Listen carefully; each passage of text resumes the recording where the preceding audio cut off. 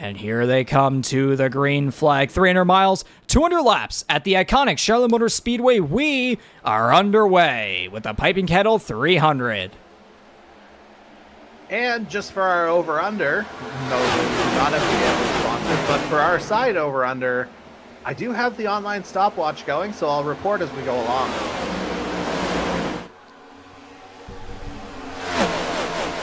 Yeah, it's going to be a little bit of a feeling out process here, I think, especially you have Will Kern there in the background. Ultimate feeling out process is debut within the series tonight. I'm not sure if he was in the practice session. Again, for those unaware, I don't have iRacing, so I'm unaware of these things, but if we can confirm that perhaps this might be literally his first exposure to the other drivers in the field, so we'll see how the 31 hangs in there. I imagine, every single year since the very beginning, as three wide action into turn 3, Mercado, Sears, and Belmonte. We'll see if they're all going to hang on. Sears looks like he's going to play it smart and take himself out of that. Oh my gosh. Trevor Binns in the wall after close racing there with Justin Belmonte. Kyle Knowles going to dive it into 3. He's barely hanging on to the inside line. He slides up just a little bit. Belmonte maintaining his groove. Everybody keeping it straight, though, off of 4. Yeah, Kern took 4 tires, so big advantage for him. Oh, my gosh, I really thought he was going to slide up into Kalinian. I wonder if netcode might have happened there because they were so close. Oh, my goodness, how on earth was there not contact there? As a reminder, folks, this is stage 1. Kyle Knowles second, William Kern third. How about that? Looks like Jose Mercado is going to come off of 4 and be number 4 to the line. Darcy Ford 5th, Justin Belmonte 6th, Ty Higginbottom 7th, Jordan Kalinian 8th, CD Magram 9th. How about that? The number 9 of Jason Heaney will round out the top 10. It looks like Sears might be, well, up to 10th now, so yeah, back on the lead lap. I thought he might have been one of those guys who was still on the outside, but I corrected myself beforehand, just as Sears is trying to kind of navigate his way up the field. Look where Will Kern is. New race leader, the number 31 Chevrolet of Will Kern to first. McCauley's starting to fall back a little now as Jordan Kalinian, the guy who qualified alongside him, goes to second. On the high side, will they clear? Yes, they will, just barely. He's not giving up just yet. Still trying to have a little bit better exiting momentum off the corner. But Kalinian holding firm there on the inside. Too close to call who may have led that lap.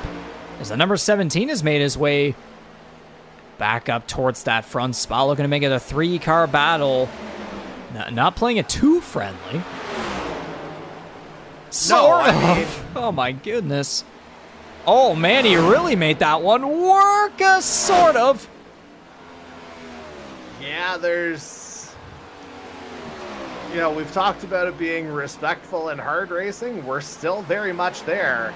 This is about as good as it gets mano a mano here. Even though the number 17's already got 2 wins this season, already well locked in the playoffs, so is Kalinian. But we know McCauley, he doesn't care. He wants his winning ways to continue no matter what. He's making that happen here against Kalinian. Still side by side, coming to 2 laps to go. Oh, never mind. The 0 clears him. Make it work for you, and it looks like Kalinian has done just that. Kalinian takes stage 2. Yeah, we're going to wait just a little bit and see how this goes as the green flag is out for the 3rd of 4 stages here tonight in the Piping Kettle 300. And yet again, 2nd stage in a row, it's going to be a big jump from the number 17. Yeah, he's just got a way of being able to bottle that field up and just absolutely maximize that attack. Something happened there. Big save from Kyle Knoll going down the backstretch. Oh, caution's out. Oh, man. Okay, I don't think the sheriff's going to help that one. Dare I say, well, I hope it's not a case of the chaotic Charlotte circuit deciding to flip the switch on us already. But, you know what? Good save from Janikowski, it has to be said. Good avoidance from Tomlinson as well, it has to be noted. But anyways, we move forward. Ooh. Oh, boy. No. Yep. Oh, Adam Wilson goes around. So does Mercado up the track. Collects Janikowski. Yeah. Caution. Oh, man. Jason Butler speeds right through. Hunter Young barely gets by. Oh, a little tap there. Fontaine giving a bit of a dive there. Push to Kern. Belmonte pushes him up the track. And then contact with Adam Wilson. Jose Mercado up the track. Tom Janikowski gets collected. Oh, man, we're side by side for first and third. Here comes the 17, diving it down low on Kalinian. We're getting a bit of familiar vibes here from the Charlotte playoff race last year. Remember, it was pretty much a 4 or 5 car battle for the win. And again, this is where we need to remind folks, this is stage 3. Oh, man, how about this? What if Jason Heaney comes in and wins a stage? Hey, winning a stage is one thing. This dude's been competitive all night. What if he really upsets the apple cart here tonight? That would certainly make things interesting towards the bottom of the playoff grid here. Now with 16 laps to go in stage 3. A pair of newcomers to the series side by side. You got 2 drivers behind them who have been here since the very beginning and have all the trauma in the world from the console days. Yes, correct. We'll see if Heaney's able to clear the way for the lead, and indeed he will. The number 9 of Jason Heaney to the lead. And don't look now, CD Mangrum trying to join this lead group here as well. Wouldn't be surprised if he does.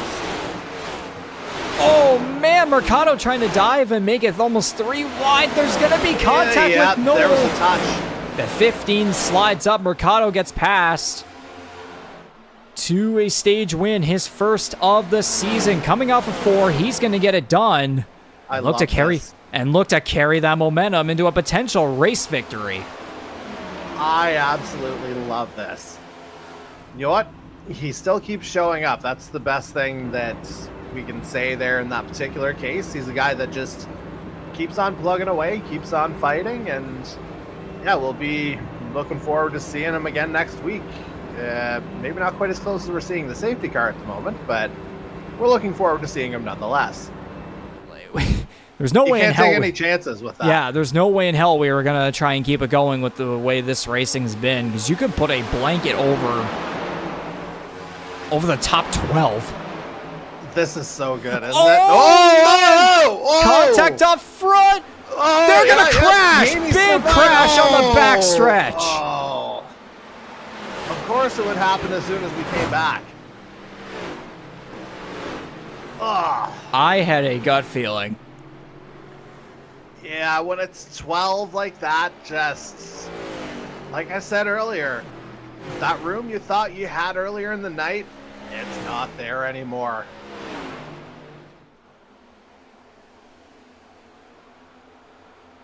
But yeah, Mangrum had a bit of a wobble, and then the bump from Heaney from behind did not help.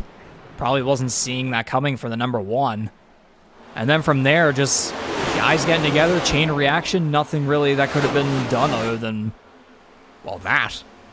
Yeah, like it was just a bit of an unintentional checkup as much as anything else once Mangrum got loose. Like, not really any fault to ascribe to the situation, I don't think.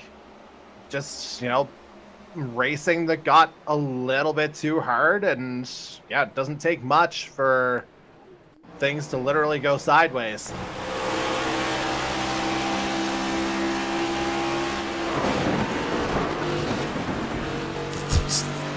Through 2 All cars. Right.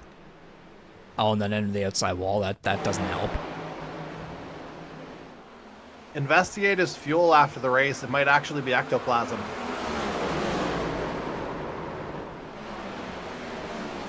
Pierce his way into there as CD Mangrum, M. Tomlinson, and Ford all down pit road.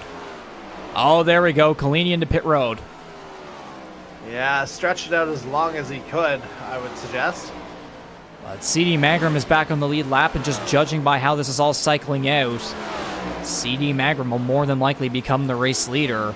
8 laps to go for Andy Hertel, who's still leading, but he hasn't pitted in 29 laps.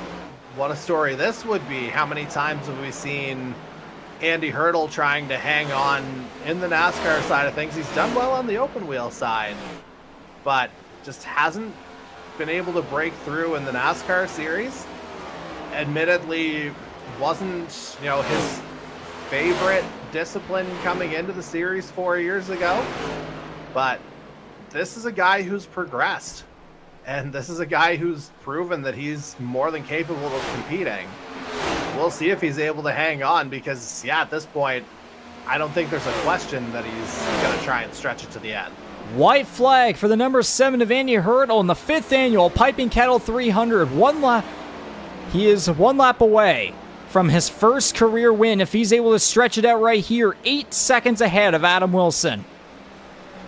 Yeah, it seems like he's got a decent run of it here. He's not, just kind of keeping it consistent into 3 and 4. I think we're here, Reeves.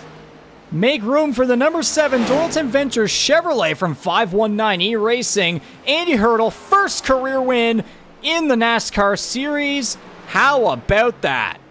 Man, oh man, I don't know if we would have predicted that going into tonight, but to suggest that a well-deserved victory would be a very gross understatement. Again, this is a guy I was saying a few minutes ago. He's improved year over year, every year that he's been in the series. And tonight, it finally came together for him. And Andy Hertel maybe getting a little bit of an assist from Jason Butler here at the end. But you know what? He did what he had to do. And there's, I think, a congratulatory little bump from Mangrum, or a congratulatory message. Mercado jumping in there as well. This Everybody. is going to be a very, very popular victory, I would say.